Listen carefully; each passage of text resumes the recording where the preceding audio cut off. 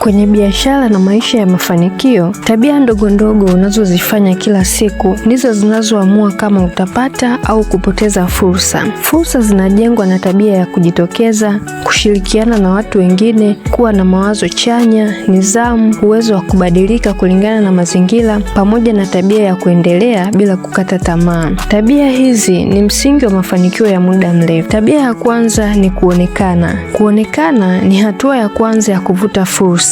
Watu hawawezi kukupa nafasi kama hawajakuona, hawajui kitu unachokifanya na uwezo wako ulionao. Kwenye biashara, uwepo wako ni tangazo lako binafsi. Ukijitokeza na kuonekana mara kwa mara, unajenga imani kwa watu na fursa zinaanza kukutafuta. Tabia ya pili ni kushirikiana. Kushirikiana na watu wengine kunafungua milango mikubwa ya fursa. Hakuna anayefanikiwa kwa kufanya kila kitu peke yake. Hivyo hivyo, kwenye biashara, mahusiano mazuri yanaleta wateja na maarifa mapya. Ukijifunza kushirikiana na watu kwa hekima, unapanua mtandao na kuongeza nafasi ya kupata mafanikio makubwa. Hatua ya tatu ni mawazo chanya. Mawazo chanya ni injini ya mafanikio. Mawazo chanya yanakusaidia kuona fursa badala ya matatizo na kukupa nguvu ya kuendelea mbele hata kama unaona mambo yanakuwa magumu. Ukijenga mawazo chanya, unajenga mtazamo wa ushindi unaovuta mafanikio na fursa mpya za kila siku. Tabia ya nne ni nidhamu. Nidhamu ndio msingi wa mafanikio ya muda mrefu. Bila nidhamu, hata uwe na kipaji kikubwa au mtaji mkubwa, hivi vyote haviwezi kukuletea matokeo mazuri. Ukijifunza kuwa na nidhamu kwenye muda, pesa na maamuzi, mafanikio yako yatakuwa ni mafanikio yatakayodumu kwa muda mrefu. Tabia ya tano ni kubadilika kulingana na mazingira. Dunia ya biashara inabadilika kila siku na wanaofanikiwa ni wale wanaoweza kubadilika kulingana na mazingira bila kupoteza malengo yao binafsi. Kubadilika kunakupa uwezo wa kuishi kwenye ushindani na kunufaika na mabadiliko na kuyatumia kama fursa mpya. Tabia ya sita ni muendelezo. Mafanikio hayaji kwa siku moja. Mafanikio yanakuja kwa kuendelea kufanya kitu kile kile kwa muda mrefu bila kukata tamaa.